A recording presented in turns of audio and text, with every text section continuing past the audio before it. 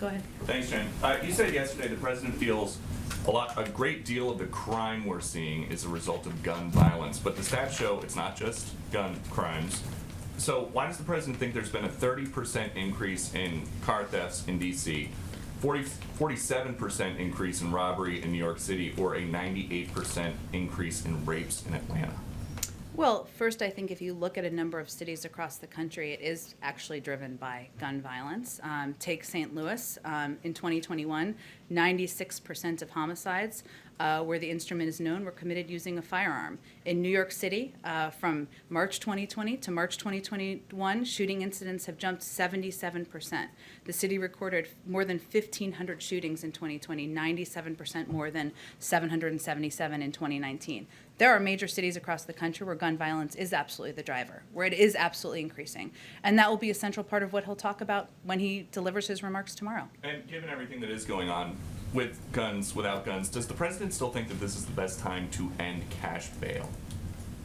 I don't think I have any new position on that for you, but I'm happy to check and see if there's anything more to report. So his stated position from his website, which is that basically end cash bail, he wants to lead a national effort to end cash bail and reform the pretrial system, that stands? I don't have a new position for you, but I'm happy to check for you. And so for people who are watching who might be worried about a rise in crime, what does the president think is a deterrent to committing a crime if there's no cash bail in place? Well, let me give you just a sense to the degree I can, because we're still finalizing the specifics.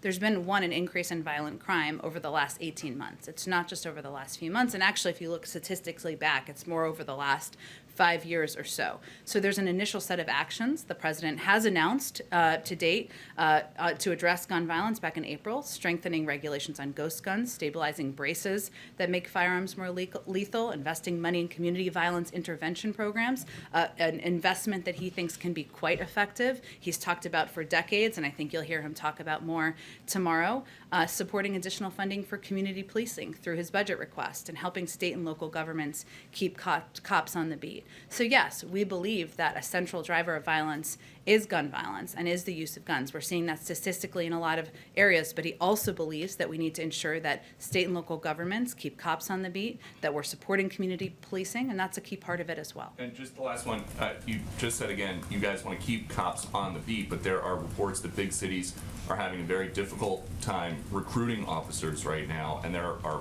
many other reports that morale is at an all-time low in big police departments. So why does the president think that there's low morale with police officers on the beat?